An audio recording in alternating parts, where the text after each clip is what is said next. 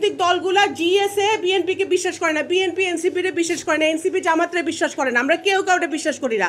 আগে আওয়ামী লীগরাও করতাম না।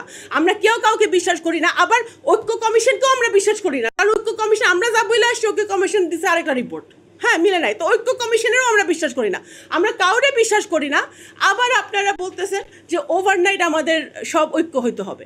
তো এত সুতরাং যেখানে ট্রাস্ট ডেফিসিট আছে, যেখানে আমাদের বিশ্বাসের ঘাটতি আছে, সেখানে আগে আমাদের ওই বিশ্বাসের ঘাটতিতে কাজ করতে হবে, যাতে বিশ্বাসটা আমাদের কীভাবে ফিরানো যায় রাজনৈতিক দলগুলোর মধ্যে, এবং গণতান্ত্রিক পথে হাঁটতে হবে। আপনারা মাঠে আসেন, ভোটারের জনগণকে পিয়ার বোঝায়।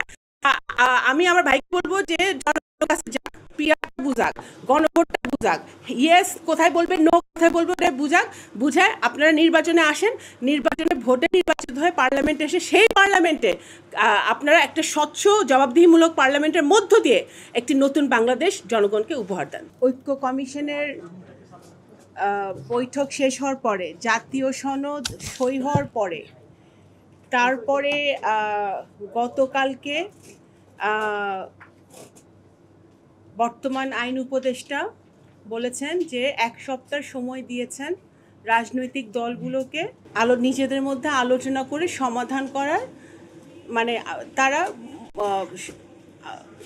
বলটা রাজনৈতিক দলগুলোর কোর্টে দিয়েছেন, এবং 1 সপ্তাহের মধ্যে সমাধান না করতে পারলে ওনারা ওনাদের সিদ্ধান্ত জানাবেন বা ওনারা পরবর্তী স্টেপ নেবেন।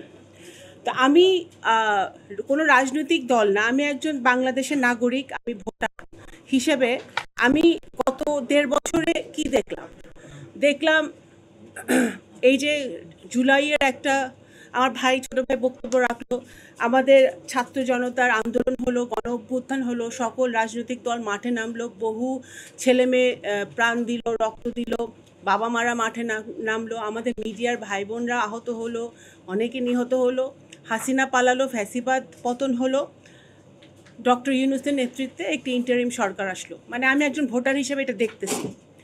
এই বাংলাদেশ জাতীয়তাবাদী দল, এনসিপি, জামাত,